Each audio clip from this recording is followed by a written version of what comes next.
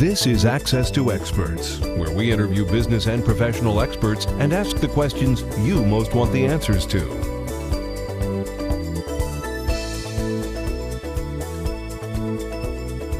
Hello, I'm Jodina St. John, and this is Access to Experts. We have a great show for you today. Our special guest is Larry Benet, the connector. He's considered a master relationship builder and has been referred to as America's connection expert. He is CEO and co-founder of SANG, the Speakers and Authors Networking Group, which is a high-end networking group for some of the top speakers and authors in the world, including people like Tony Robbins, Chet Holmes, and motivational speaker Les Brown. Larry, welcome. Thank you so much for joining us today. Thank you, Jodina. It's an honor and a pleasure to be here.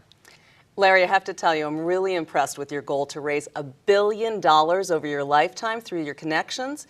And it looks like you're well on your way of doing just that. As the past chairman of the Tsunami Disaster Relief Project, you brought top business leaders together to raise money for the victims of the 2004 Asian tsunami. You've already helped raise money for the Larry King Cardiac Foundation, served as an advisor for the Soul of Africa and the Wyland Foundation, and you work with the Mark Victor Hansen Foundation, whose mission is to eradicate poverty. Obviously, you are a master at strategically attracting the right influencers, not only for nonprofit companies, but you also teach business owners how to attract the right influencers to grow their business. Now, I've heard you say that a big mistake people make when looking to grow their business is not choosing the right strategic influencers. Could you tell us a little bit more about this? Yeah, not all relationships are created equal. Not all networks are created equal. And some companies have much more clout in their industry than others. Every industry, there are people who have tremendous amounts of influence over the people around them, the people they work with, about the decisions that are made, and the products and services bought. As my good friend Les Brown likes to say, there are many locks, but few keys. Let me share a story that I feel drives home this point. In my very first year as a speaker, Harv Eker, author of the New York Times best-selling book, Secrets of the Millionaire Mind, he had the best audience for entrepreneurs. And all my friends that had spoken, some had made hundreds of thousands of dollars on his stage in less than 90 minutes of work. Good work when you can get it. And I started asking myself right there and then, who were the influencers at his company that made the decision on which speaker and authors get to share on that platform? So what I did immediately is started reaching out to the people that I knew, that knew people inside that organization. Some of the people like Len Foley and Alex Neem, and my friend Alex Mondosian had spoken or knew some of the right people within the organization. All had shared interesting insights. But what was interesting is there was one individual in particular named Bill Bartman, who happened to be my client, who was an incredible influence because he was a self-made billionaire, something that I think Harv would really respect, and was also speaking on Harv's stage. So one of the things I did, after gathering my insight from some of the people that influenced the people at the Peak Potential organization, is I went with Bill, and I had a chance to get in close enough proximity to meet Harv, and I also met a lady named Gail Kingsbury, because all roads led back to Gail Kingsbury, an incredible influencer inside this organization when it came to speakers that got a chance to share on that stage.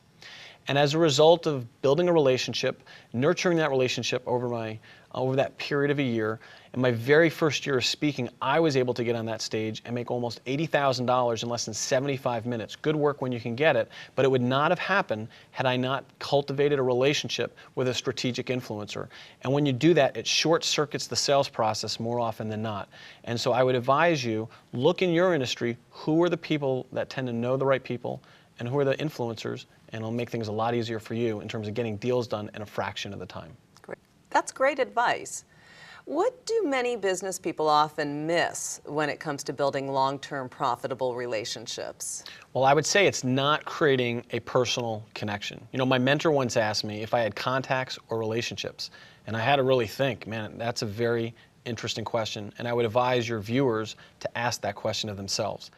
I mean, think about it. How often have you worked with a coworker? How often have you known someone at church or been in a function with them, and you've known them for a very long time, and you know a lot about work, but you may not know that much about their personal life at all. You may not know anything about their children, what their hobbies are, what their passions are. Let me share something. David Fry, one of the top coaches to small business people in America, I've only met him one time, and during that time, I met his son Sterling. And ever since that, I always ask about Sterling. And I know it's allowed David and I to really bond really, really well. Now, with David in particular, as I got a chance to know him better, one day I ended up speaking to him on the phone, and halfway in the conversation, I wished him a happy anniversary. Dead silence on the other end. You would have thought he forgot his anniversary, and in his case, he actually did.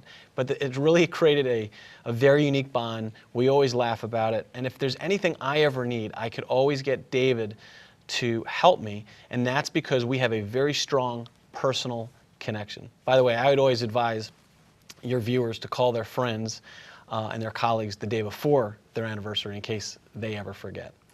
But personal connection is a mistake I think you don't want to make. You want to get deeper, having a more meaningful relationship. Personal connection, yeah, definitely. I've heard you talk about NER, N-E-R, and you say that this is very costly. What does that stand for, first of all, and why is it a common mistake that costs people revenue during their business development efforts? Well, first of all, NER stands for not enough research. There is nothing worse than knowing who your ideal client or perfect partner is. Knowing that that person or company could be worth a lot of money to your business, and on your first meeting you make no connection. You strike out, you don't hit on the right issues, you miss the mark completely. And what in terms of what's important to them. And there's just absolutely nothing worse than that. But if you've been in business or sales long enough, this is bound to happen to everyone at one time or another. Now the opposite is true. If you're well prepared, if you do your homework, if you know what to look for, if you know the right research tools to use, you can have a competitive advantage over your competition, and you can build credibility at the speed of light. I've been able to meet Sir Richard Branson, one of the wealthiest people in the world, and he was flanked by 2 Secret Service people on a dance floor with the band playing, and in less than 30 seconds of meeting him, he gave me his private email, and I would say it was due to the research that I did. Larry King of CNN, he invited me to breakfast after having a brief 90-second conversation with him, and I was able to get the famous motivational speaker Les Brown to attend the Speaker and Author Networking Group event that I put on because of the homework that I had done on him. I had found out through mutual colleagues that he was in need of assistance with his online internet portion of his business. And I told him if he came, I would see to it that I'd be able to connect him with some of the top internet marketers in the world. And that could generate a lot of passive income online. Well, if you're a speaker like Les who makes his living being on the road, passive income is a big deal. Well, the moral of the story is Les eventually came to the event. He gave a very impactful and moving speech, and he was able to meet with some of the top online marketers in the world. And not only that, he met a good friend of mine, AJ Poyden, who's now handling his seminar business. Now here's this. The first 6 calls to Les, never a return phone call, not even a return text. Now based on this research, Les eventually came to the event. And Les called me after the event and said the Sang event was the most transformational day of his entire business career. This would have never been possible without doing my research and having the confidence that the event that I put on was going to be able to deliver massive value to one of the best speakers in the world. So research is key. So you really have to do your homework. It's not only knowing the people, but it's knowing about them as well. That's right, Jodina. So tell us, what does PFU stand for, and why is it important that someone follow up quickly in a way that's memorable? Well, first of all, PFU stands for poor follow-up, and it does cost people, many business people, lots of money. How many times have you gone to a conference or networking function or a social party and you met someone who could be a great new client or partner for your business, and you go home, you place the card on your desk, you get busy with all the tasks at hand, and you have every intention of calling them or mailing them before you get busy, and before you know it, several months go by and you totally forget to reach out to the person who would have been a great prospect. Now let me contrast this with someone who at the time I only met one time via the phone. His name was Serrano Kelly. Serrano is one of the more influential coaches to the financial services industry, and someone who would be a great strategic partner for me and my business. At the end of the call, I asked him, "How can I help you?" And I found out he needed assistance getting to some publicists. So I sent him a few email introductions that were going to help him connect with some publicists. And I also asked him to send me a photo of him and his newborn daughter, Gracie. The other thing I did was send a note, and it was not any note. I sent this card to his newborn daughter, and I embedded a photo of him and his daughter on the card. Now let me tell you what the card said, and your viewers could use this. I said, "Gracie, I could tell from this photo you're very pretty, but I bet you're prettier in person. I look forward to meeting you on my next trip to Los Angeles. I want to compliment you and congratulate you on how smart you are at such a young age for picking such amazing parents. Welcome to the world. Love, your friend, Larry Benet. Now let me ask you, is that memorable? Is that something anyone can do? Simple enough. And since that time, Serrano has introduced me to some of his strategic partners. He now has a upcoming reality TV show on VH1, and we're looking at doing some joint products together. So following up quickly and in a very memorable way is very important and can bear many fruits. So tell us, why is not believing you can add value a common mistake that people make? Well, more often than not, many people will meet someone who's very successful or incredibly influential, and the first thing many people do is they automatically assume they can't add any value to that individual. Big mistake. By simply finding out what's most important to someone, it's much easier to add value. It could be as simple as helping their children or doing something nice around something that they're passionate about. I met Bill Bartman at the National Speakers Association through Charlie Tremendous Jones. Bill at one point was the 23rd wealthiest person in America with a net worth of over $3 billion.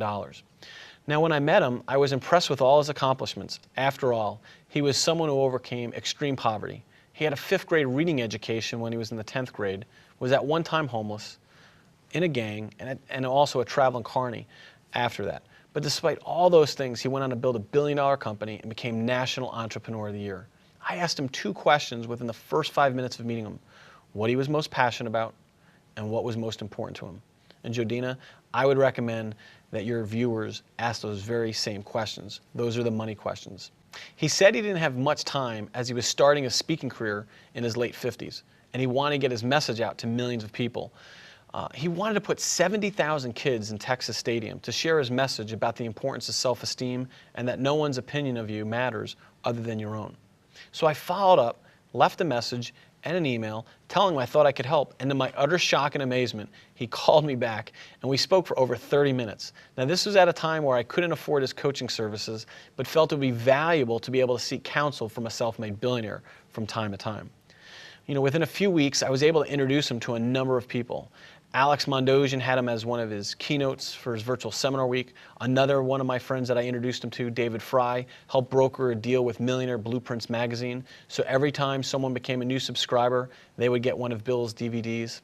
And after earning Bill's trust, he had me handle strategic relationships for him, and he actually put me on retainer, all because of the way I was adding value to him.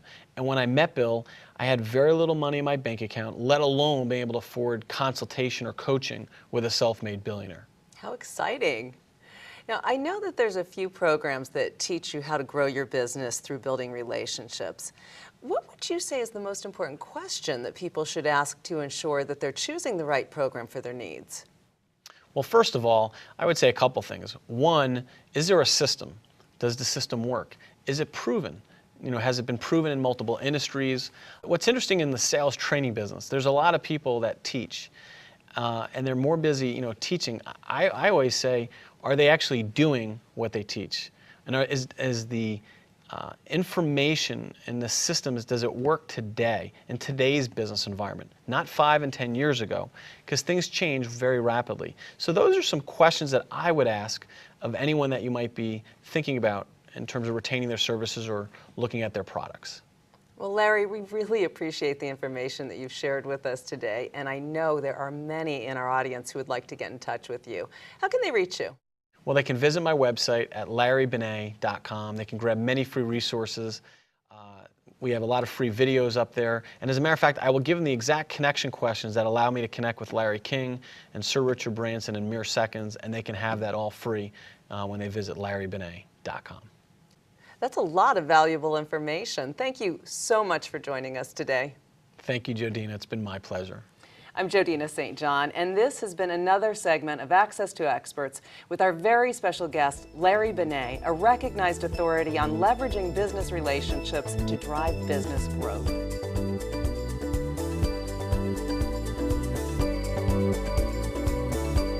This has been Access to Experts, where we interview business and professional experts and ask the questions you most want the answers to.